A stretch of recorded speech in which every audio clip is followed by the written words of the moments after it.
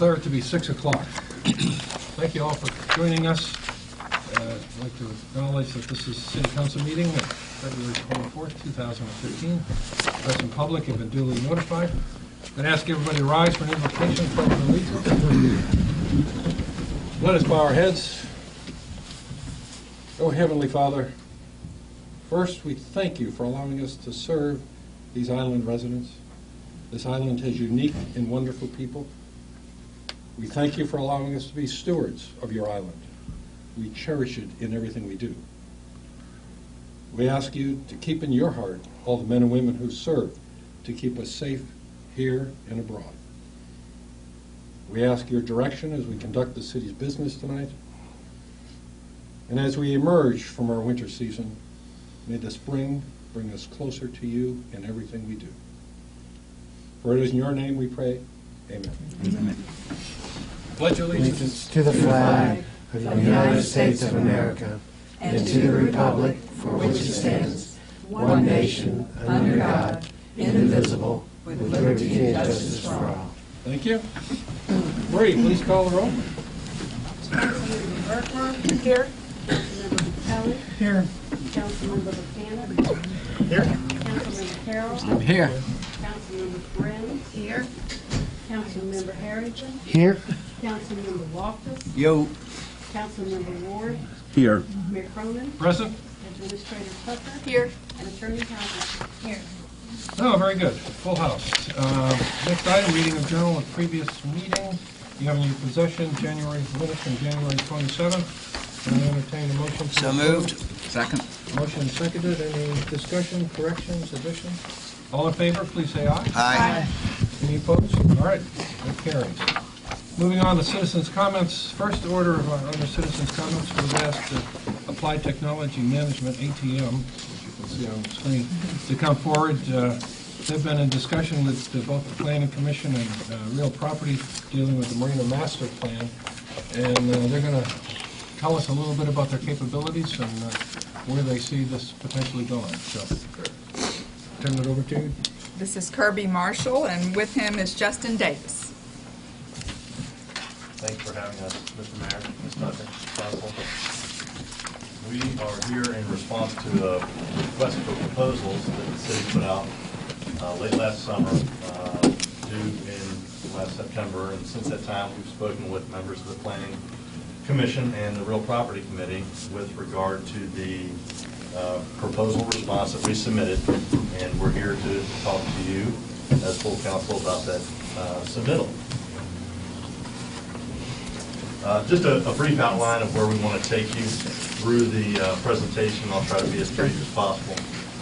Just give you a little bit of introduction about our firm, ATM, and our partner firms for this project, an overview of similar experience that we have on similar projects, our understanding of the specific challenges you face at the Isle of Palms Marina, our proposed approach to tackle those challenges, key topics that we feel are really important for you to consider with regard to the marina site.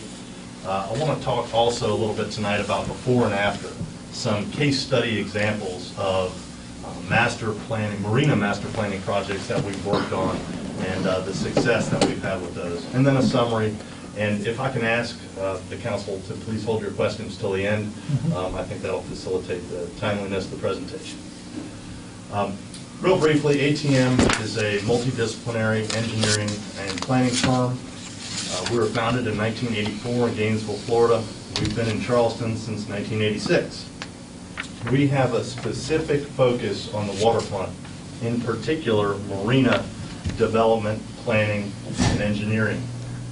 We have worked on over 650 marina projects worldwide, not commercial projects, but recreational marina projects, very similar to what you have here at the City Marina. For this project, for this master planning project that is intended to look at the whole of the marina site, not just the water side, we've teamed with some select firms. DesignWorks is an internationally renowned land planning firm headquartered in downtown Charleston. Epic Engineering, owned by an Isle of Palms resident in Wando, located in Wando, South Carolina, probably the foremost marina utility design firm in the world.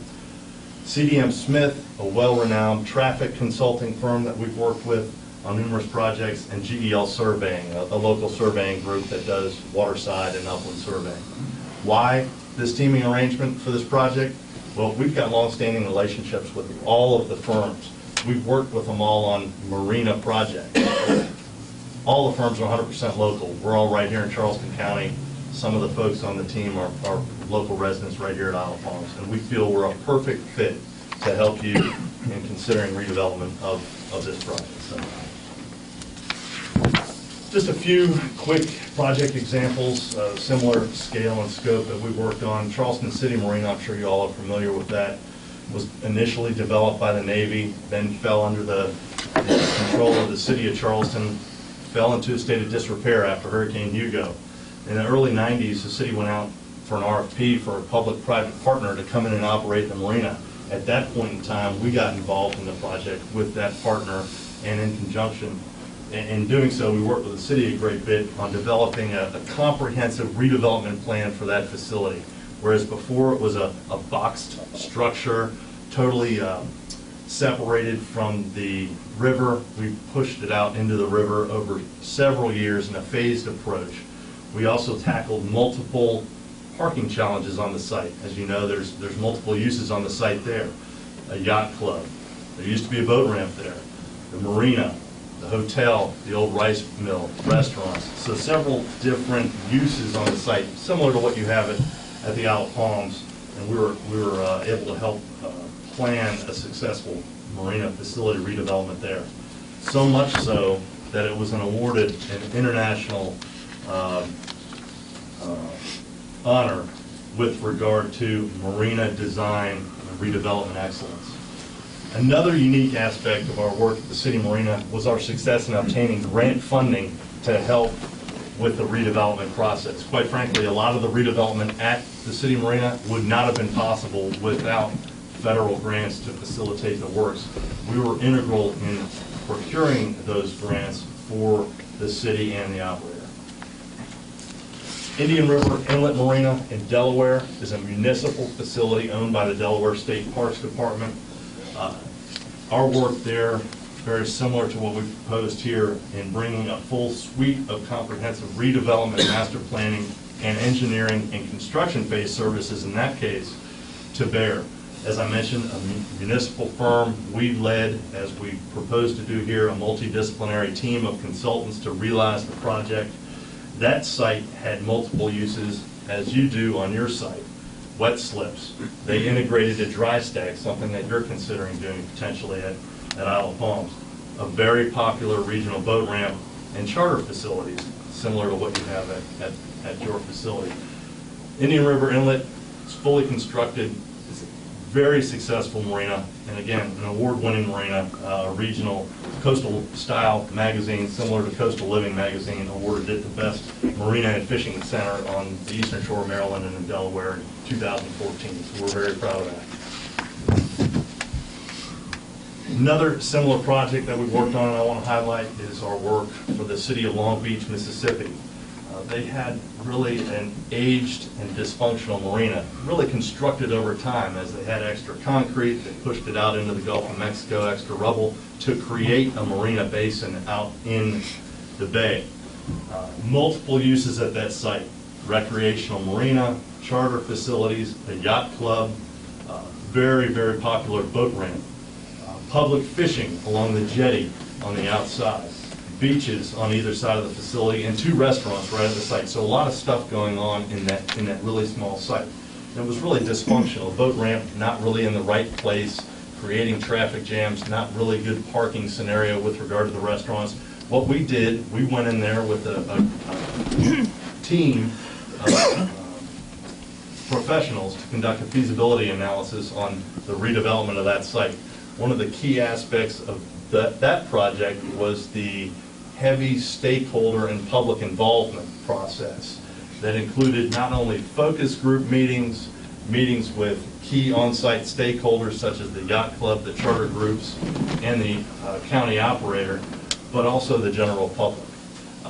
One way we engaged the general public on that project was through an online survey. We developed a survey that was distributed online that enabled people to respond and provide their input on the project at their leisure. Once we had that information in hand, we conducted a series of charrette planning sessions with the city and with the stakeholders to create a master plan for the site that incorporated all of the elements, the yacht club, the public access, the marina, segregation of uses, appropriate parking for each of the uses, and really it created a functional, attractive, and user-friendly design for the marina facility. A little bit about Design Works. Again, internationally acclaimed land planning firm right here in Charleston. A few local projects that we've worked with them on, the Daniel Allen Marina, which is still in the planning process, the Christoph Harbor Marina on St. Kitts, which just had its grand opening last weekend. Justin was the project manager for ATM of that project. Very successful facility. Those are two high-profile resort-style facilities. Design Works also brings to the table municipal experience. Colonial Lake, downtown Charleston, and I'm sure you all have driven by at least, the Shim Creek Park right there on Coleman Boulevard. A partial list of our marina development master planning work. We don't have time to go through each example, but I want to highlight a few. Indian River Inlet we talked a little bit about. Beaufort City Marina in downtown Beaufort. Parking challenges at that site similar to what you face here right there in downtown. Tourism, hotel interaction, restaurants. Parking all those folks in conjunction with marina uses was a challenge. Virginia Key Marina in Miami, very similar. Marina, park uses, dry stack uses. Parker's River Marina in Cape Cod, very similar. Heavy municipal boat ramp demand, wet slip demand, dry stack demand, other uses on site. Green Pond Landing at the bottom is something that I feel I should mention. Tournament boat ramp facility recently completed on Lake Hartwell was the host to the 2015 Bassmaster Classic, which just occurred this weekend. Cool. Excellent reviews on the facility, very successful tournament, and indicative of our experience with regard to planning high-traffic boat ramp facilities and parking those vehicles effectively. A couple on the right side, on the private side that I want to mention, here closer to town, Seabreeze Marina downtown, real tight little site at the old jail. Multiple uses on that site, dry stack, wet slips, office building, and a boat ramp. Small boat ramp, but it's there. So planning the parking for those different uses on a very tight site is something we had to do there. We also had to do that at the St. John's Yacht Harbor in Johns Island. Very tight site, lots of multiple uses on that site. A little bit about our understanding of your challenges. Certainly this isn't intended to be a comprehensive understanding. That's what we get into during the study. But a few areas that we're familiar with, just having been a user of the site myself over the past 15 or 20 years, I'm familiar with what goes on there on a regular weekend and certainly on a holiday weekend. So we're aware of some of the challenges. I can get this pointer to work. The first of which is the parking situation in this area. It gets tight with trailer parking, not very well designated trailer parking spaces, and certainly not enough space during peak usage times. The access to the boat ramp becomes difficult at certain times based on the location of the fuel pumps on the upland side here. Oftentimes I question, do I go on this side of the fuel tank to get to the ramp? Do I get on this side? And then, of course, the kayak and paddleboard rentals are in this area, so there's pedestrian traffic in this area. Very tight and congested in this area. Staging with regard to pulling in and backing your boat in and then tie down is also a bit of a struggle and a challenge at times. Where do I park when I pull my boat out of the water? Where do I tie down? Am I avoiding folks that want to then launch their boats? What's the best sequence there? And it's not very well delineated. It works on a non-holiday weekend, but when you get some level of congestion there, it becomes very, very challenging. Older floating docks throughout the marina facility on Morgan Creek.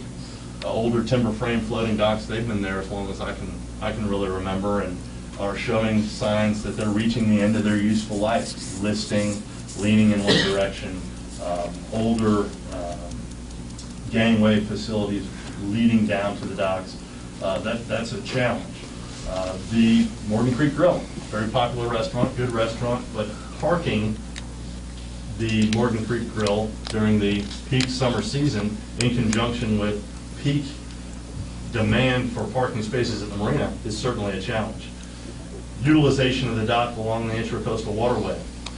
Some of those are dedicated for Morgan Creek Grill. Some of them, I believe, are open to the public. Is that the best scenario? Is that the best usage of that dock? Is that the best layout for that dock? Would it be better as a side tie docking facility that could accommodate vessels of various sizes?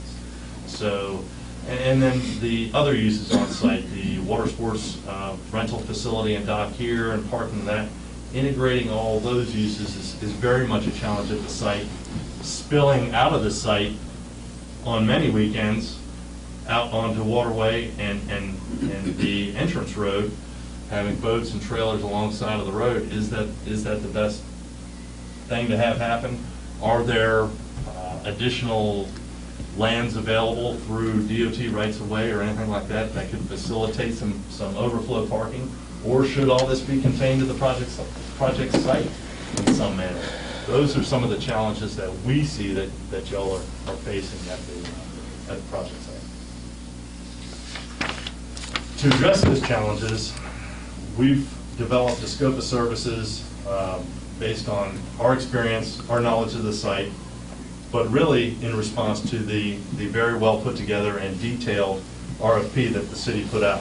And that includes, and I'll run over this real briefly, a kickoff meeting and stakeholder presentation to garner input and feedback. What is critical to the stakeholders, what's critical to the public with regard to the project site, identification of goals for the project and the project site over the long term, and what's the vision?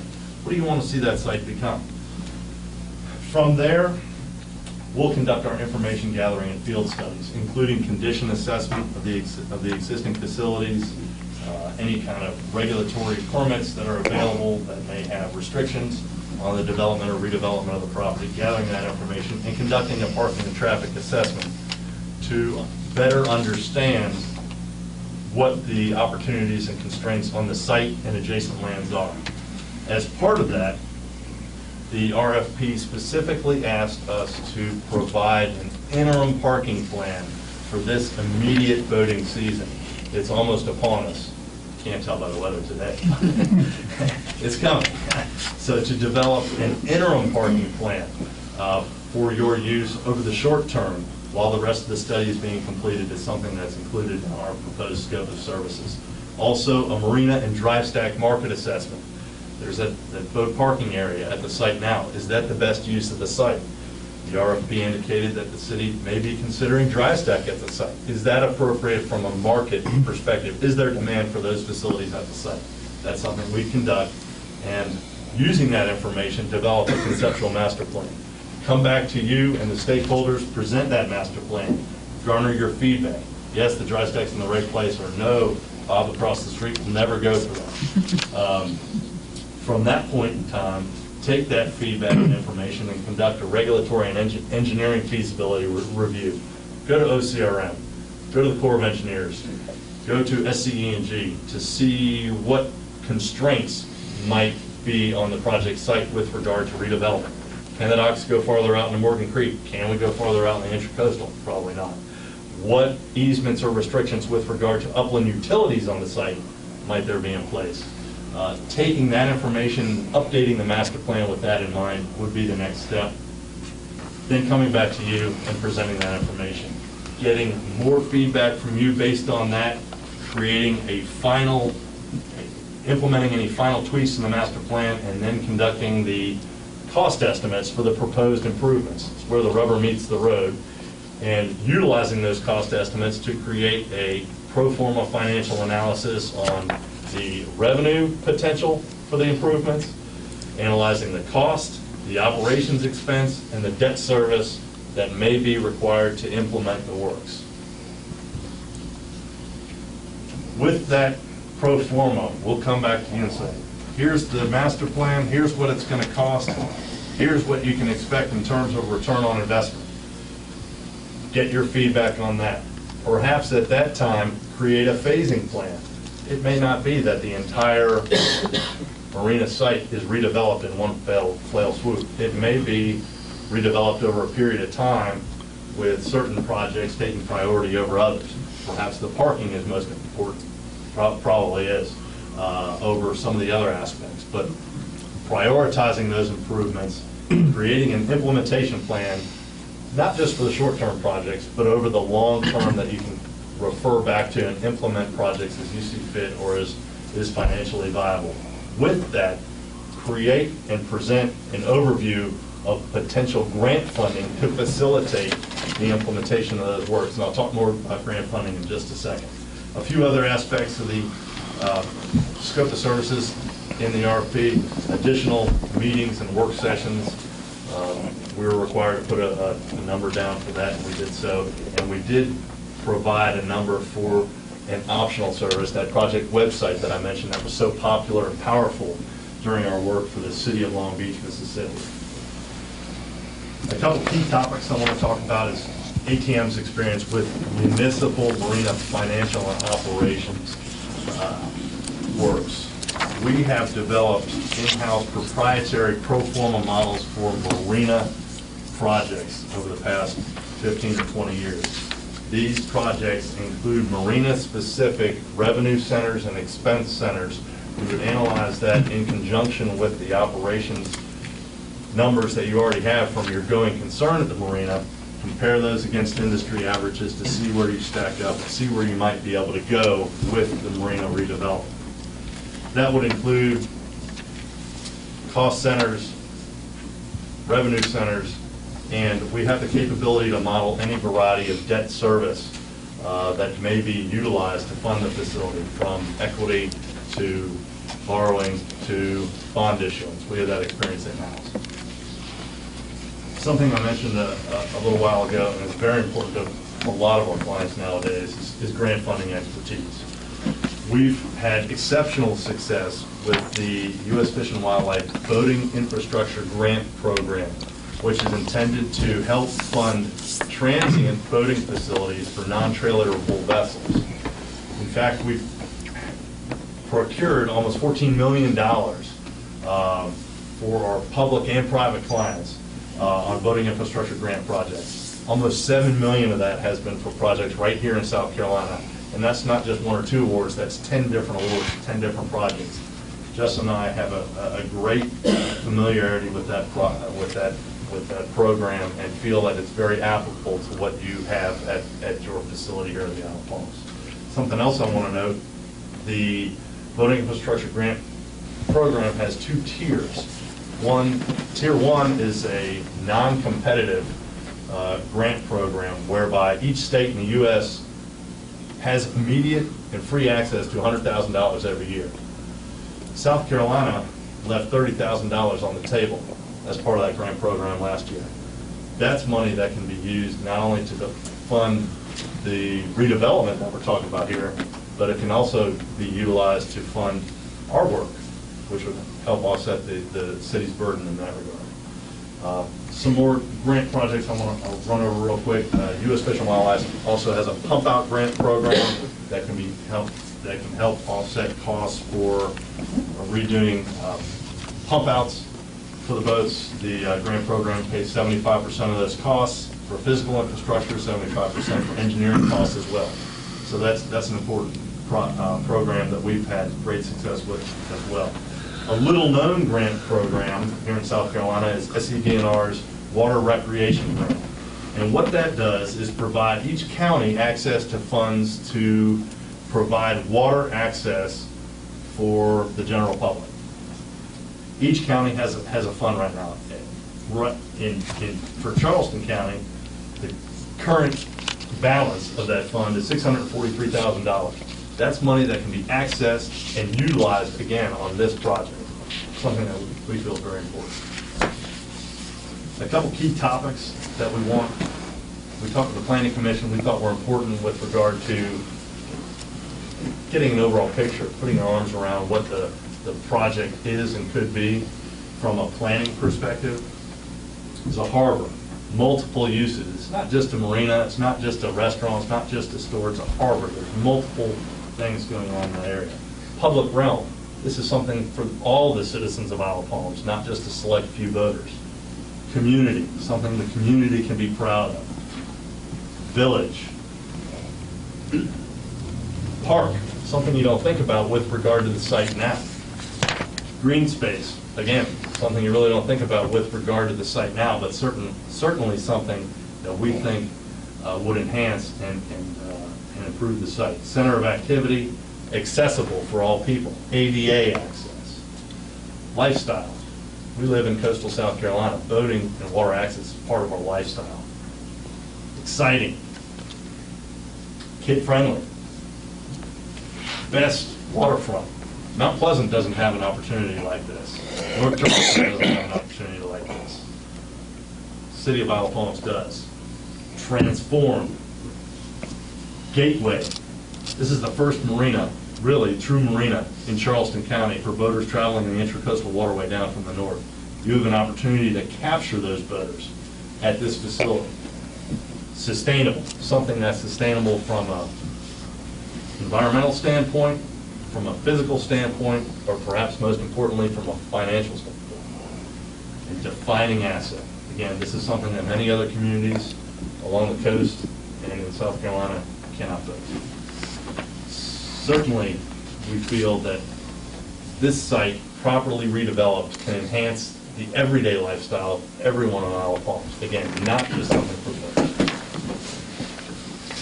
These next few slides I want to run over real quickly. It's something we've added since our talks with the Planning Commission and the Real Property Committee. Just a few examples of before and after of what can be. This is a site on St. Thomas called Yacht Haven. Years past, it used to be called Rat Haven because it was in such disrepair. But a large undeveloped tract of land here, a rundown, very little used marina facility, rundown old hotel, not very well planned mooring field. Seldom used docks, very lightly occupied, not really generating any revenue. A hodgepodge of construction materials just really lashed together with ropes, not safe. Catastrophic failure in some areas due to aging infrastructure and storm damage with a Band-Aid put over the top for the short term. We were engaged by a group that got involved to purchase the site to conduct a comprehensive redevelopment master plan. We worked with a multidisciplinary team of consultants on this. We were the marine consultant lead on the project to develop a marina plan that integrated well with an upland redevelopment plan for the site. From that developed, this is more of a concept level engineering drawing, but analysis of water depths, dredging requirements, slip layout, ensuring appropriate orientation and offset and turning radii and access for various vessels, appropriate integration for upland elements. The results, outstanding. Yacht Haven Grand, as it's now called, is the premier mega yacht facility in the Caribbean Basin.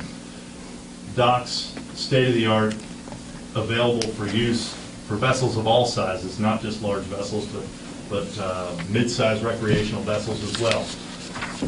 Incorporation of green space with regard to the overall master plan so that folks of various income levels can go out there and dream about these boats and look at them and enjoy them. Beautiful landscaping, natural indigenous landscaping enhances the overall appeal of the site. Here's the aerial after. Very heavily occupied marina facility. Parking that was specifically planned and developed to accommodate the various uses on the upland site. Resort recreational uses with regard to pool, racket, heavy commercial and retail use in this area, residential use, marine use, with marine fueling facilities and tank farm removed from the high traffic areas in a out of the way, out of sight area to ensure appropriate traffic flow. This is an aerial of the Indian River project that I mentioned before up in Delaware for Delaware State Parks. This is a underutilized marina facility due to decaying infrastructure, heavily congested boat parking on the northern part of the parcel, sea of concrete, asphalt paving in this area, not very attractive, charter facilities but not very well utilized. Here's an example of the boat congestion on the upland, which were staged by Travel Lift. Really difficult to get to and from a specific boat, so you never really know if you can get to your boat or not when you called ahead to have it put in the water. It was a big problem, but a challenge that we were able to overcome on the site. Dilapidated infrastructure, boat ramp, hodgepodge of uses and storage on the upland, docks that were scabbed together literally with plywood, and parking that in some places was striped, in some places wasn't really designated for one use or the other.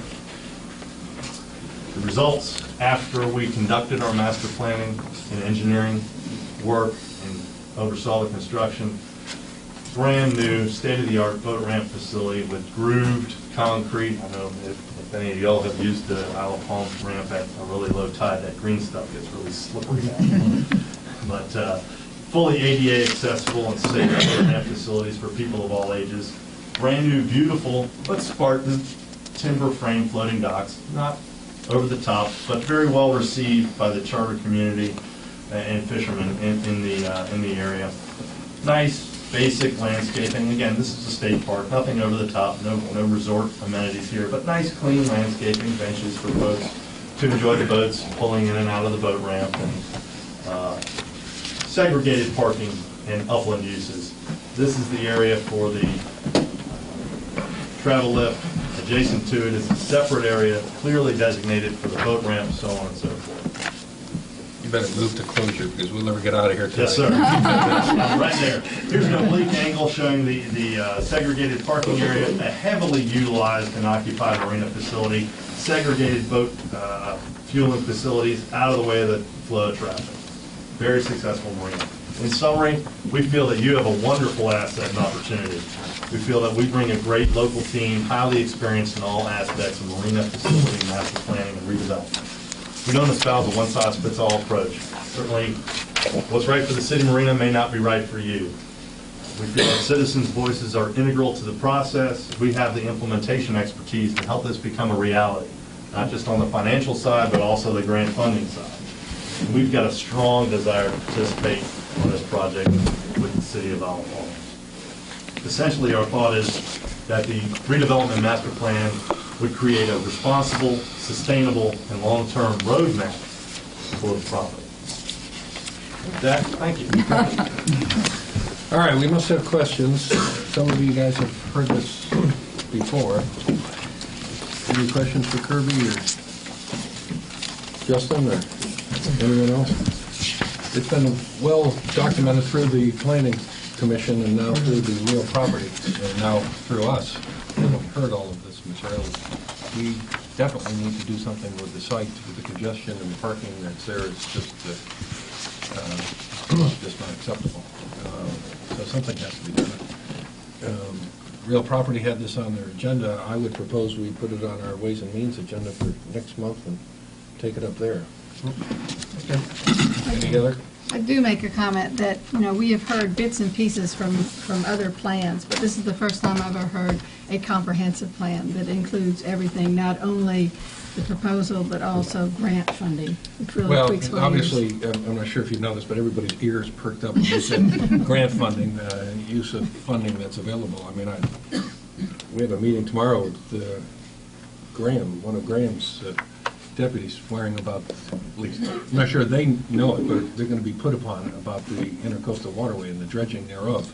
Yes. I'm not sure he can help us, but we're going to try and leverage that But anything we can do to keep the waterway open and then make it a useful marina for boaters and for the citizens of the island to enjoy is in our best interest. Jimmy? Just have one question on the projects you're working on. Was Arlington Marina, was that Arlington, Virginia? The one that was listed on that slide, It's on the right-hand side? I believe, was Arlington Place, which is outside New Bern, North Carolina. Oh, okay. Yeah, because I was thinking Arlington Marina is huge. We worked on several in Virginia. I'm not sure that we worked on that one. Other questions, concerns, Jimmy? Mr. Mayor, and great presentation and a great resume. Some of the questions, like you talk about municipal financial operations expertise, and one of the things we're going to be discussing later on tonight is 30-year leases, and so I just wonder what comes first, the chicken or egg. We designed a big marina, but we're locked into 30-year leases. So that's questions that I have that are kind of conflicting with me right now. In terms of a 30-year lease for an operator, Well, yeah, I mean, if we lock into a lease now and we're talking about this big, beautiful, gorgeous marina, sure, and we're talking about the financial numbers, it may not jive. it may not jive. What you end up redeveloping Right. down the road. That's an important consideration, and typically what we do when we go through the process is model that redevelopment in the pro forma under a variety of scenarios. A city-operated scenario, an outsourced scenario, so that you can understand what, excuse me, what exactly the financial opportunities are for you based on the plan. Can I quickly ask you to clarify, when you worked on the City of Charleston marinas, didn't they already have then their 99-year lease with their operator? No, when we got involved with the city marina, it was at the point where the city of Charleston put the marina operations out for lease. And at that point, we were engaged by the city marina company, an offshoot of the beach company, Right. to do that work. So you worked for the private entity? Yes, we did. Okay. Okay, other questions, concerns? Thank you, gentlemen. Good job.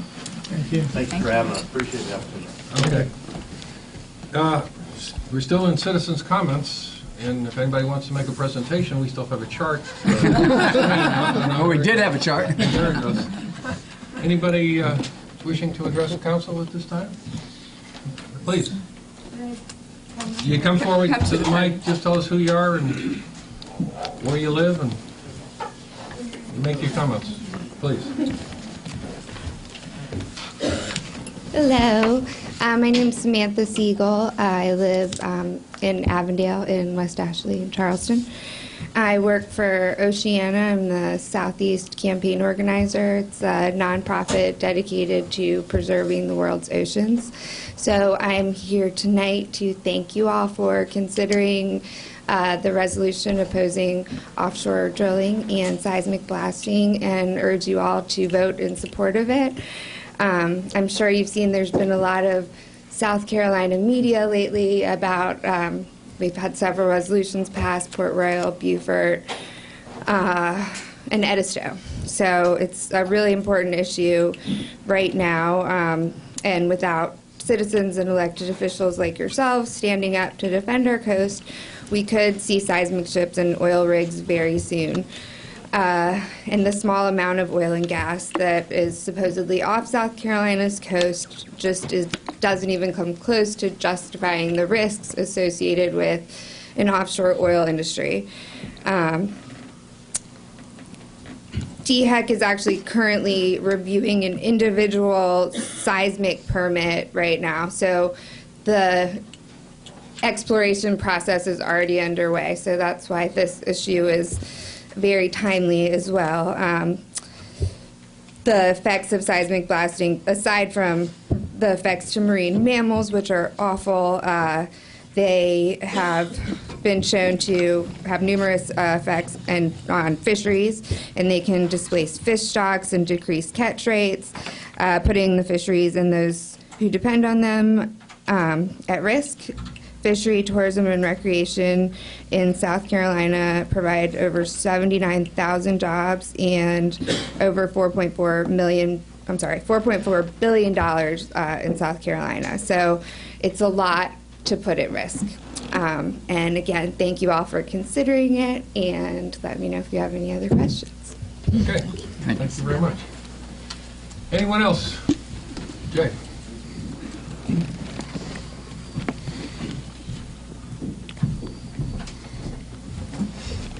Good evening. I'm Jay Clark from Morgan Creek Grill, and I reside on 10 Seahorse Court, Isle of Palms.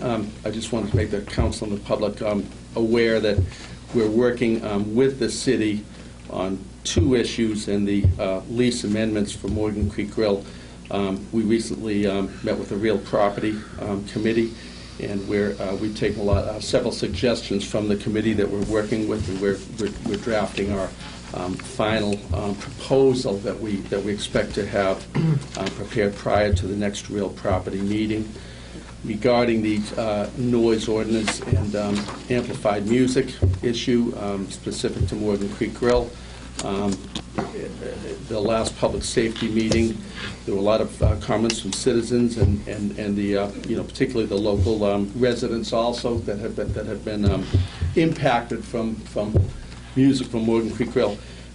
We are working with engineers as we can find them and other professionals, and we're confident at this point there's a whole lot of equipment out there that we became aware of and so forth. We want to keep the music within the confines of the Morgan Creek Grill property. We think there's a lot that we can do for that, and our intentions remain with being really good neighbors to particularly the people that are very close to the Morgan Creek Grill property. So we look forward to working something out with the city that's successful for everybody and unobtrusive to the neighbors. And it's absolutely important to us that we are good neighbors. We don't want to be unreasonably subjecting anybody to music from Morgan Creek Grill. So I just wanted to report that straight to the council and the people of the Isle of Palms. Good. Thank you. Thank you. Keep working. Anyone else, please? Please, come forward.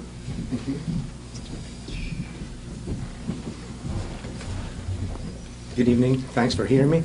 I've just got a few comments. There's been about 3 or 4 meetings, and just about everybody here, including you, Mr. Mayor, have heard me before, so I don't want to just repeat myself. So I've got a few comments that my wife and I have. For the record, though, you better... Francis Lynch. Yes. 29 Waterway Island Drive. Sorry.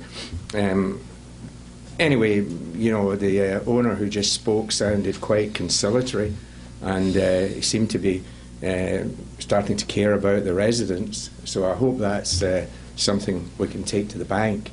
I prepared my notes before, or we prepared our notes before I heard his statements. But what I did write was, in the 12 years that I've lived in the Isle of Palms, I'm only aware of 2 occasions where a resident near me has played amplified music, and I'm one of them. Right? It was on the occasion in 2008 of my younger daughter's wedding. So we hired a band. They came from Atlanta. He played there. In the middle of the wedding, I think it was maybe about 9 o'clock, a police car arrives at our door, walks up the driveway, asks for basically the owner. I talked to him, and he tells me, I've just got to note it down here, he said that there'd been complaints for neighbours about the noise. And, I had gone round all the neighbours beforehand and said, in 6 weeks' time, on Saturday night, my daughter's getting married, I hope you can bear with me, and would you like to come? Right, so I did everything I could, but of course, some people probably weren't interested in coming. So anyway, somebody had complained. So anyway, the officer told me that it was causing a nuisance to the residents and asked me to turn the music down. And that's what we did, and we still get through the evening. The second one I've no personal knowledge about. I've been told about this one. This was on June the 24th, 2013. That's the specific day. Don't know if the police can check that out, but this is the story that I've been told. Anyway, a neighbour of mine that lives 3 doors down from us and is immediately adjacent to the Morgan Creek Grill which, to me is much more of a bar than a grill. I hear the excellent presentation from the gentleman there. It made me extremely nervous because I thought I'm going to sound real amateur hour after him. But anyway, we keep talking about a restaurant. That's a great idea. I've eaten in it myself. But that's not the problem here. It's a multi-use, just like what we were seeing here, multi-use. And in the later evening, on probably 4 nights a week, it's what I would describe, and I used to be in this business, it's a hybrid of a disco, rock venue, but anyway, it's amplified, heavy music coming out 4 nights a week, always on a Friday, always on a Saturday, nearly always on a Sunday, and sometimes during the week, right? So there's a misnomer here, and everybody's using this word grill. That's completely misleading. It is a grill some of the time, sure, and that doesn't bother me what's going on at 9 in the morning. I'm working, surprisingly enough, at my age, but I'm working at 9 in the morning, so it's not bothering me. But it is bothering me at night, right? Anyway, the second instance, it's just more like anecdotal, this, but I'm going to tell you for its worth. June 24th, which happened to be my birthday as well by coincidence, 2013, the neighbours at number 32, Waterway Island, the lady that lives there decided that she would hire a DJ for a party that she was throwing for her husband. Right, this is 18 months ago or somewhere like that. Anyway, the DJ struck up. You know, this is one day. I can give you the specific date: June 24, 2003, 13, I should say. Anyway, a policeman arrived. Okay, we've had a complaint from the Morgan Creek Grill, and this is quotes. The noise is interfering with their business. Okay, so I'm quoting 2 instances over the 12 years that I've been here, and I live very close by.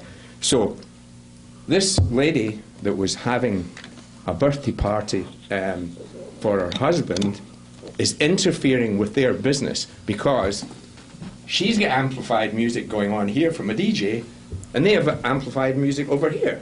So they're drowning. You know, can you imagine James Brown and Chopin clashing? That's what it was like.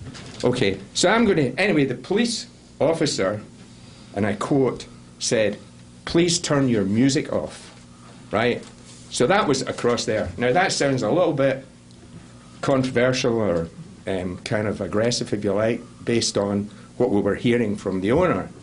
But anyway, I would just like to finish by saying, everybody's probably saying mercifully, he's finishing. Anyway, points that I've heard, I've been to all the meetings that I've been able to attend, and there's a point that was made at one of the meetings was that they're trying to attract more visitors to the island, right? Well, from what I read in the papers and what I see and I experience intimately all the time is that certainly at weekends and certainly for 8 months of the year, you don't need any more visitors here because it's chaos a lot of the time. The poor police departments out there cut the traffic lights off.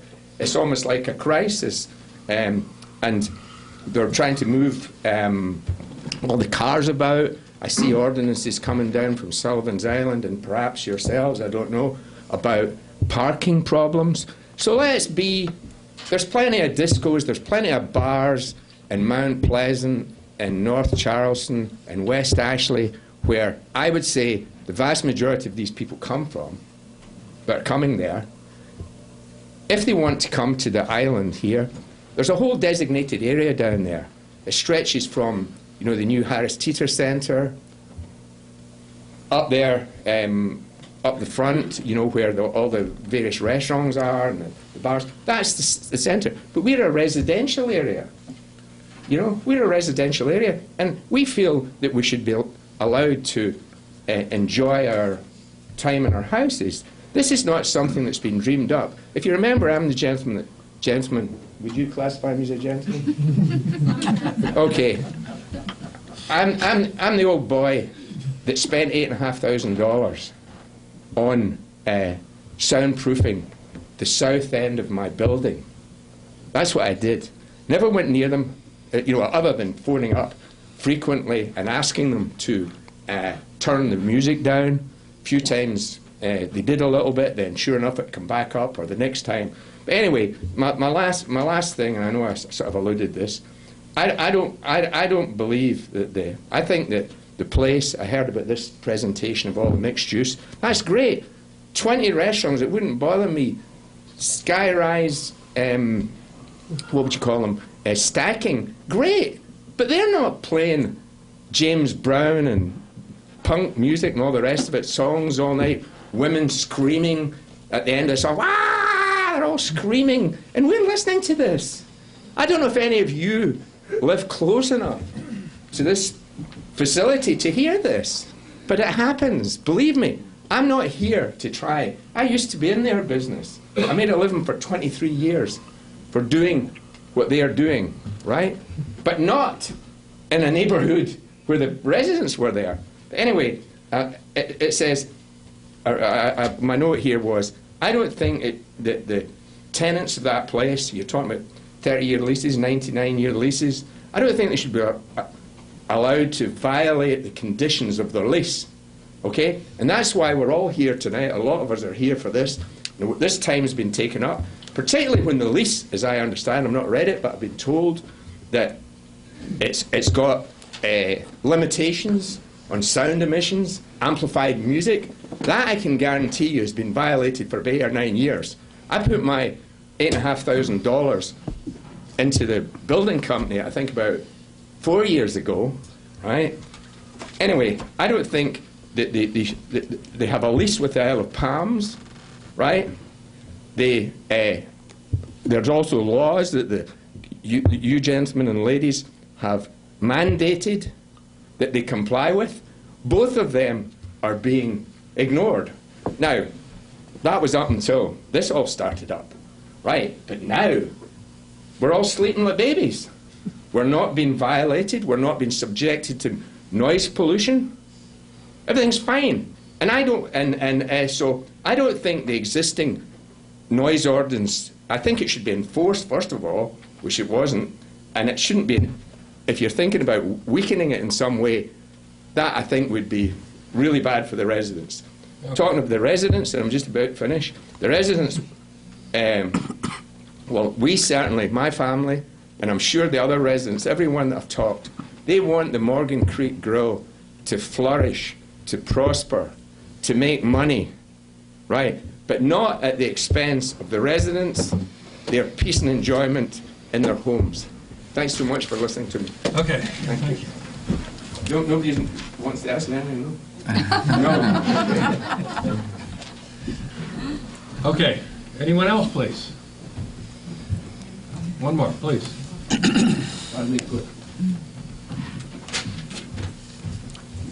I'm Stuart Coleman, live on Live Oak Drive in the Wildwood community neighborhood, and I just want to say, I guess I've been asleep at the switch, and I think, unfortunately, a lot of other people in this community, or this whole island, are in the same boat regarding this parking plan.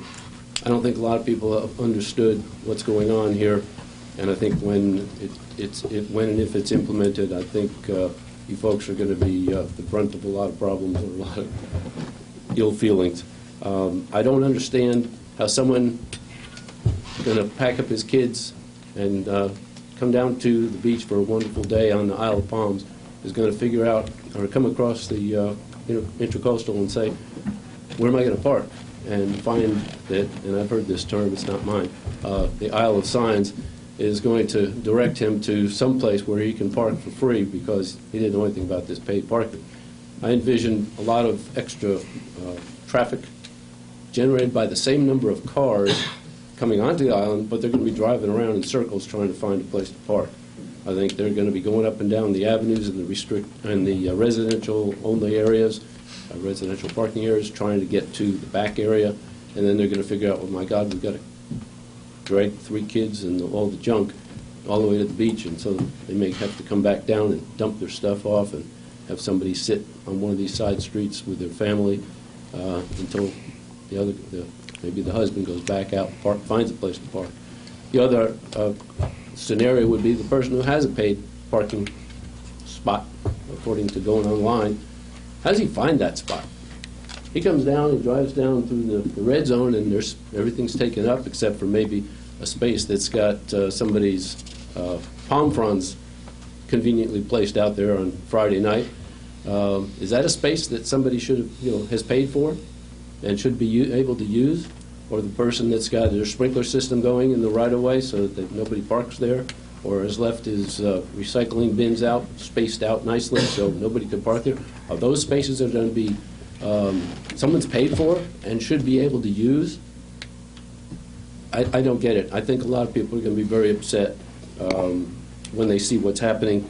I looked at last March's issue of Coastal Living, which has a very nice article about the Isle of Palms, and the last comment was, our doors are open, music is playing, surfboards are out. It's a dream. I think we're going to see an end to the dream. Thank you. Okay, thank you. Others, please.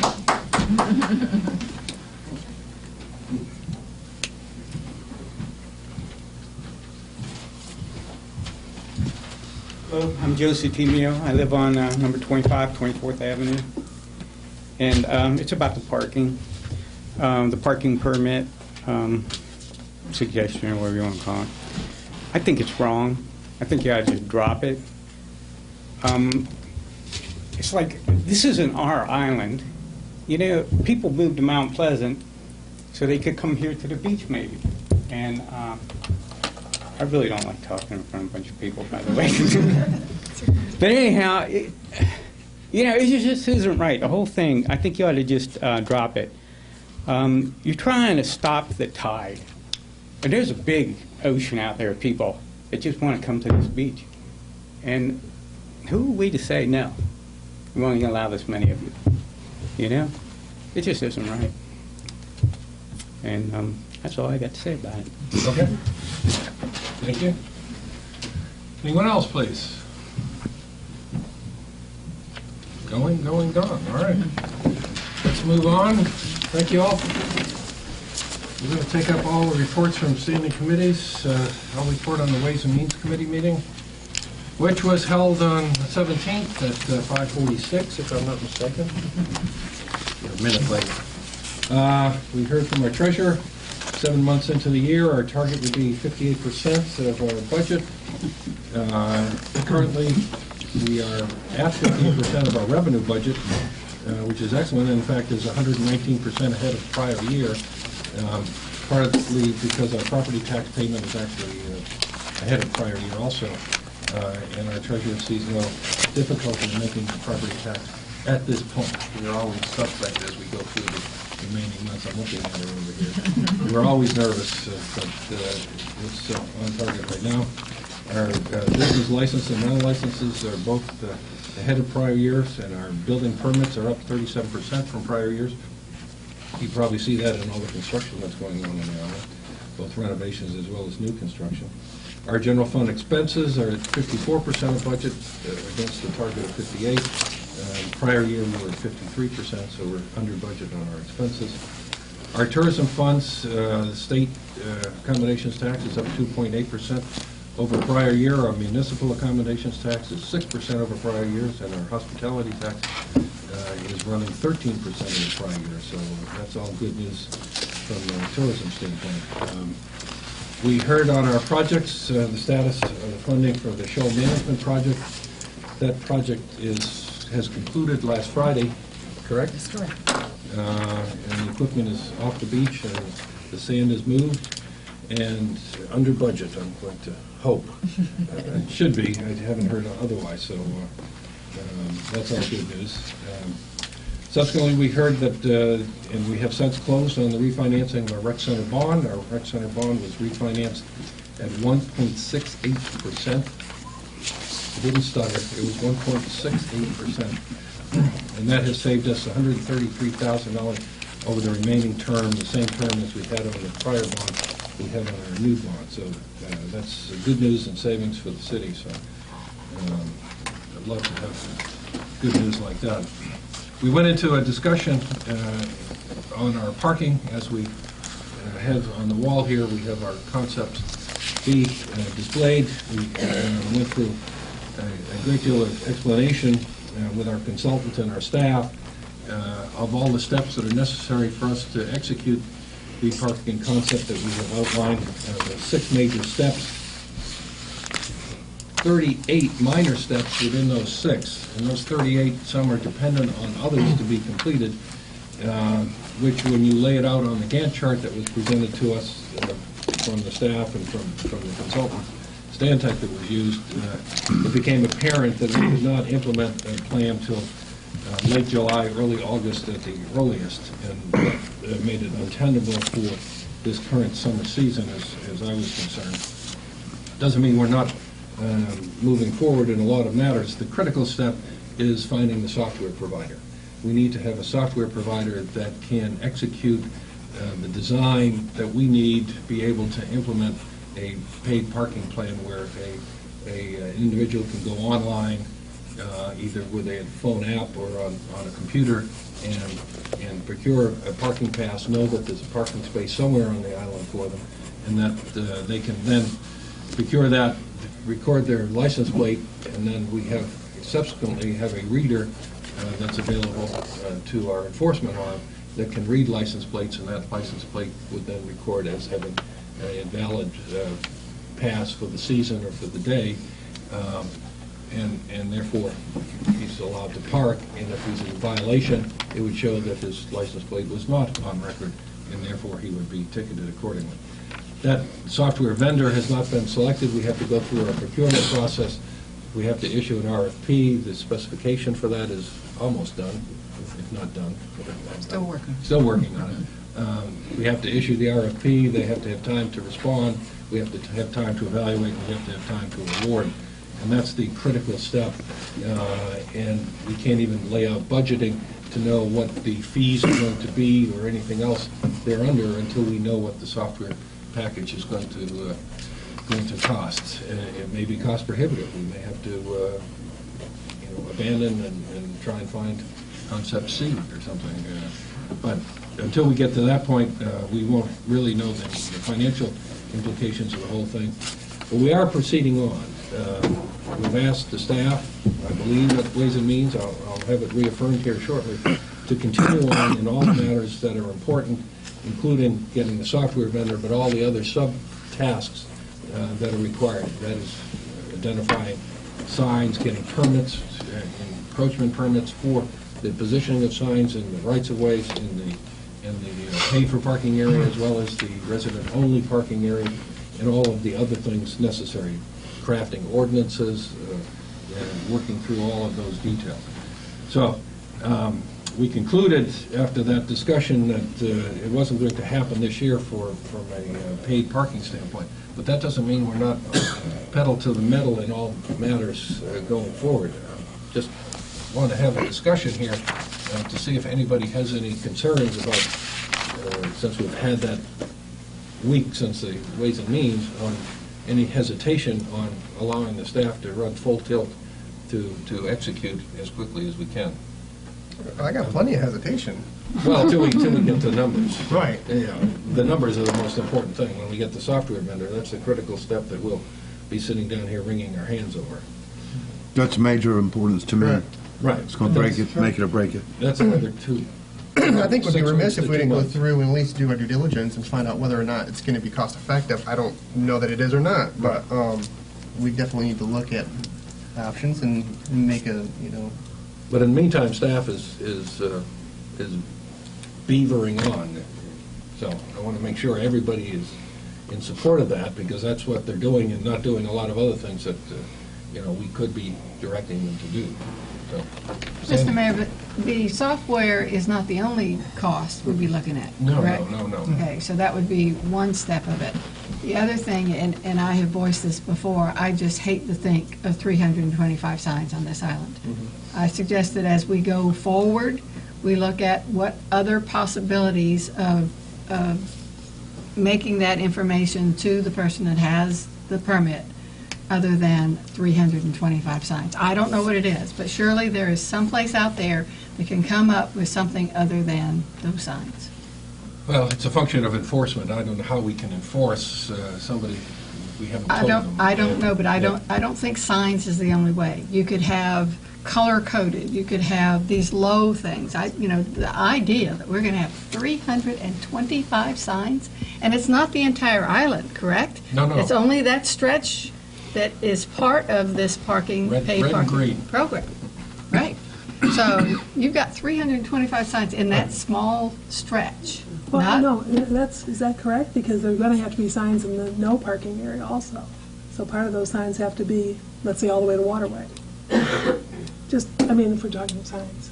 I don't see any alternative to signs for enforcement. Because anyone who comes on the island can just say, well, I didn't see any signs. So you don't deserve a ticket. That's what they'll say in court. Well, we'll have to flush that through. Well, ignorance of the law is not absent the law. You're not supposed to park within so many feet of a fire hydrant. We don't have signs around every fire hydrant. We're not supposed to true, park, but that, yeah. I'm just saying. Park next to it. Michael. Thank you, Mayor. Quite frankly, that's the problem with Plan B. Is the way it is set up, and I know I was the minority in that, and because I was much more favor of Plan A, but we are going to have people parking in neighborhoods that have never had people park before. We're going to have to, I hate it, the first time I heard aisle of signs, but it's appropriate.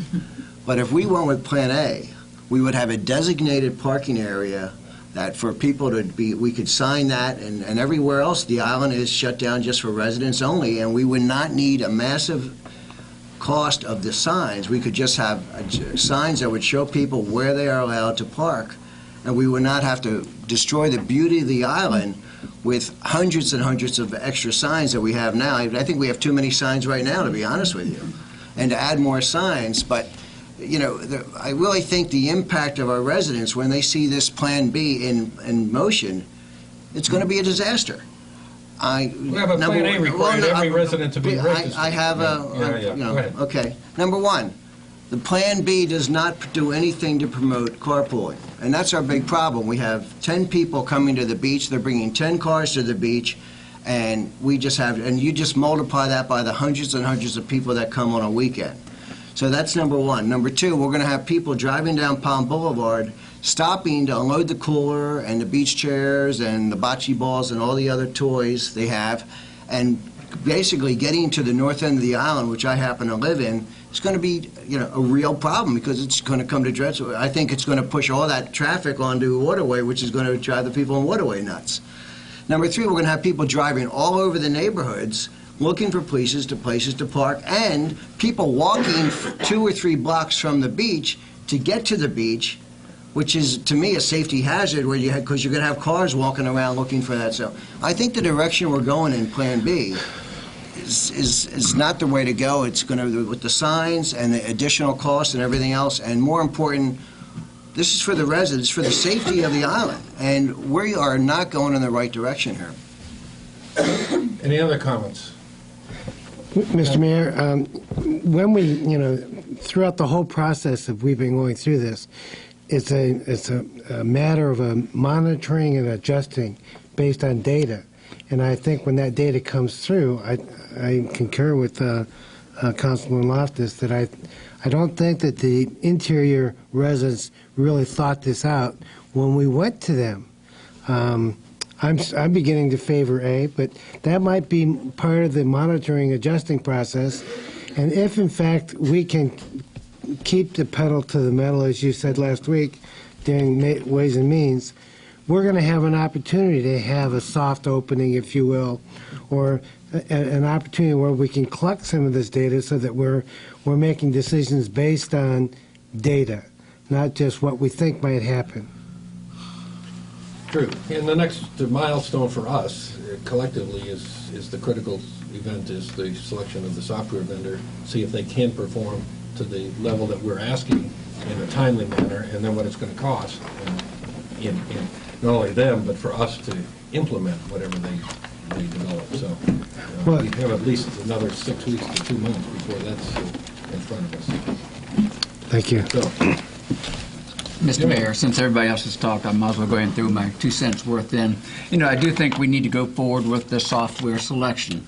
However, by pushing this back a year, it does give us some breathing room to reevaluate whether it's A or B or whatever, but we do have breathing room now.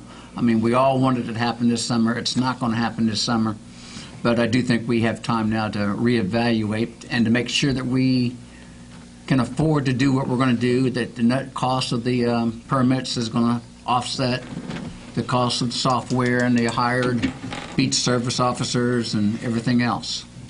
Okay. Marty. I'll go ahead and get mine in while I can.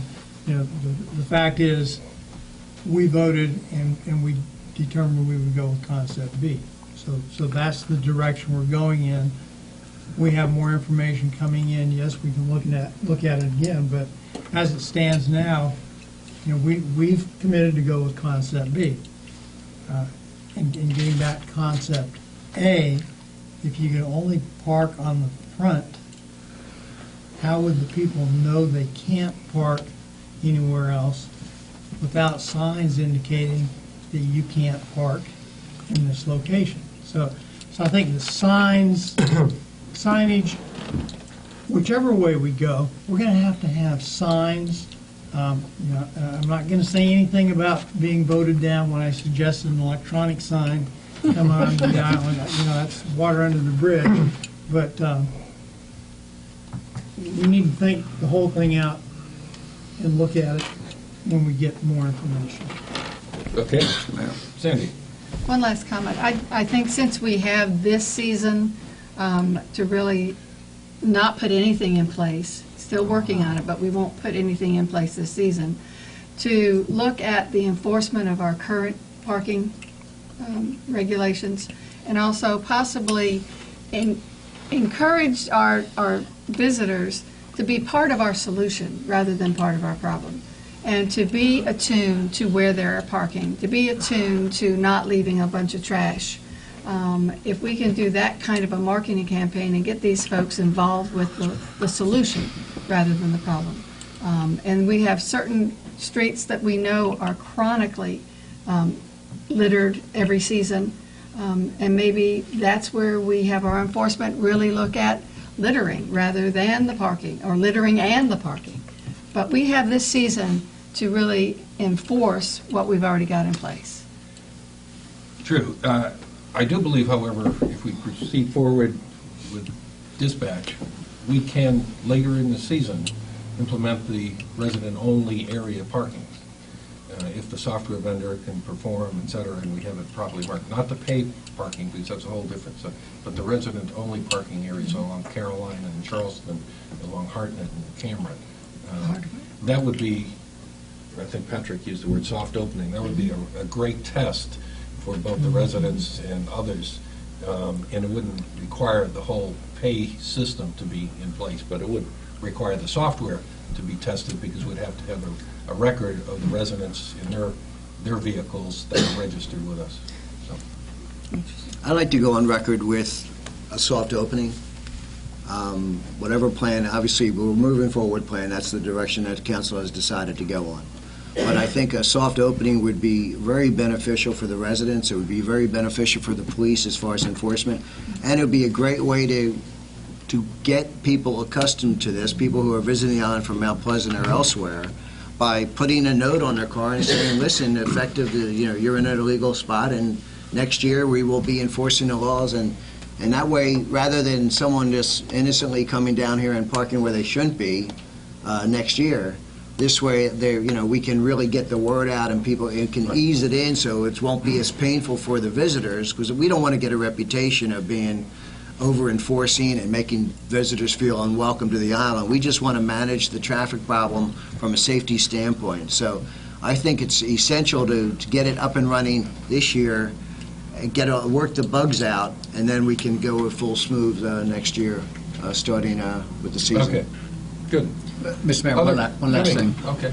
This soft opening, we're talking July 26th. At the earliest. At the earliest.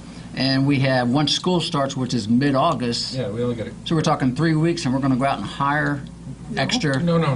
I'm talking about the enforcement of the neighborhoods of the side. Just put notes on people's cars when they're parked illegally. We have beach service officers. Yeah, we wouldn't be That are hiring, pretty much- we wouldn't be hiring new 'Cause we had a hard personnel time- in the middle of the summer. Didn't we have a hard time filling the slots Sure. from last year? Yeah, yeah. But we're not going to hire people to start in the middle of the summer. No. We'll use whatever resources that we have for the summer to do the soft opening, if I can use that term. Or someone used the other day, was it beta testing? Is that the- Was that, maybe, I like that better, but maybe people don't understand it. But okay, I think everybody has had a chance to voice their concern. I know Linda's nervous about pushing on, but I think we need to push on and at least get to the vendor selection and see. But we don't really know how much it's going to cost. Right, till we get to that point. But in the meantime, they're moving. That's what they're moving on, directly. Okay.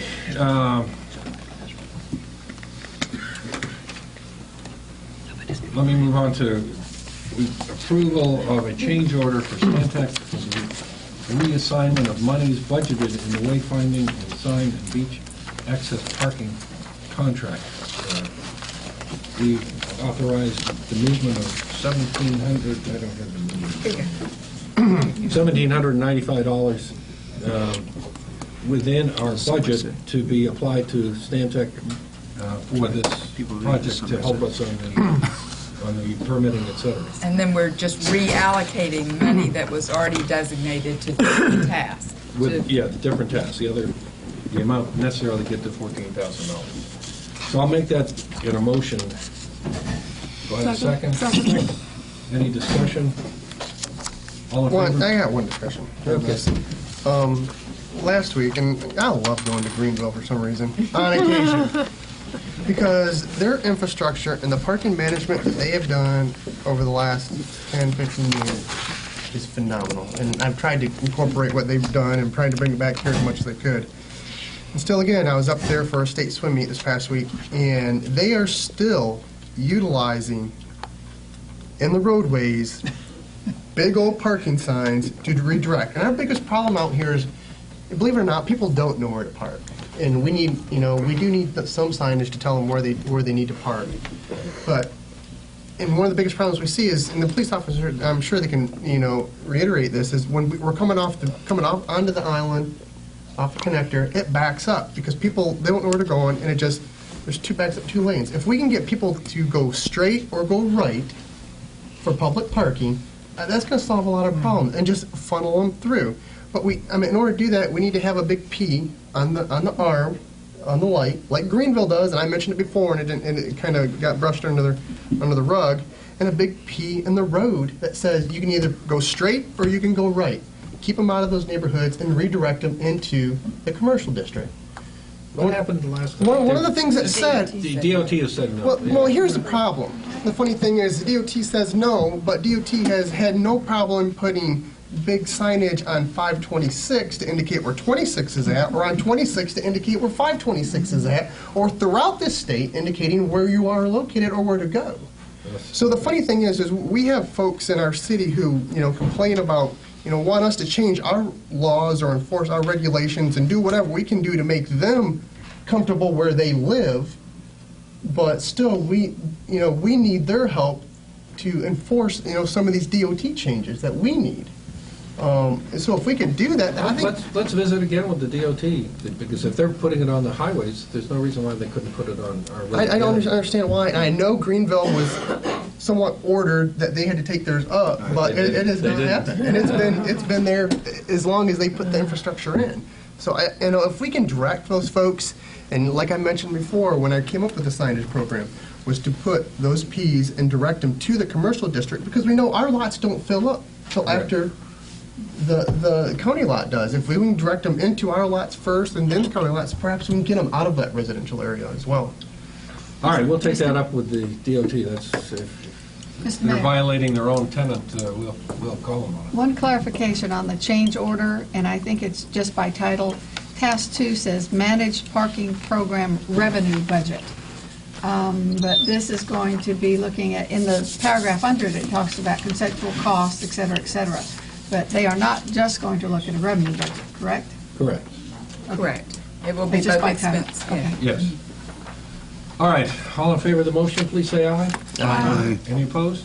All right, motion carries. We then make a motion to award a contract for sign design in the amount not to exceed $7,000 for 2 message boards. Second. Motion is seconded. This is not an electric sign. This is replacing the signs in like, but conforming to DOT requirements. Phil, any discussion? All in favor, please say aye.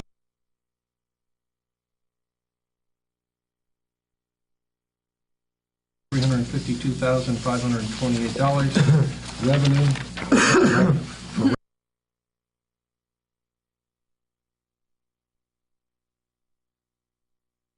Discussion on this. This has been bid twice now, and we have 3 bidders and selected emergency 1. I'd like to request a roll call vote. Certainly. Let's have discussion first.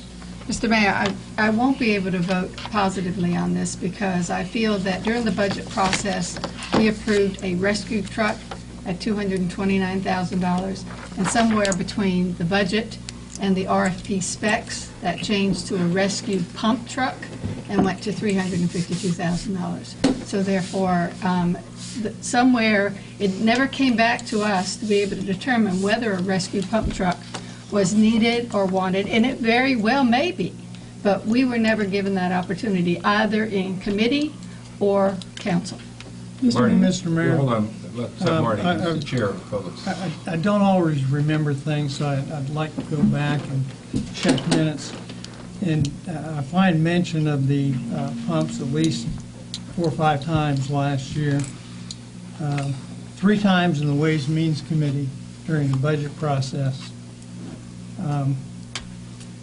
In the May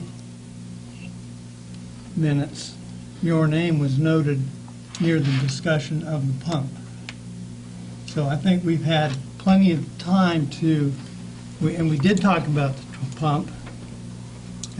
Several of the council members at the other end of the table have complimented And apply the $123,000 that we are over to purchase it. Correct. And that's the case. Yes. So we're carrying money from this budget year into next budget year to make this purchase. Correct. But we are carrying money from this budget year into next budget year into a budget which has not been approved yet, is the only problem. So, I mean, we're banking on money that we have not allocated yet, is the only other problem. Correct. So I don't have a problem, like I said last time, I don't have a problem moving forward with it. I wouldn't want to move forward until we've allocated the funds for it, though. Well, we basically do that tonight if we approve Okay, well, it, because it'll be great. the first priority. In addition, there will be, we're not sure how much yet, but we are expecting to get a fairly decent number for the truck. And that's fine, but the problem is I don't want to move forward on spending an additional $123,000 on something we haven't yet approved yet. You know, in a budget. I mean, we're going to approve $123,000 on something that doesn't exist. If that makes sense. So, I mean, like I said.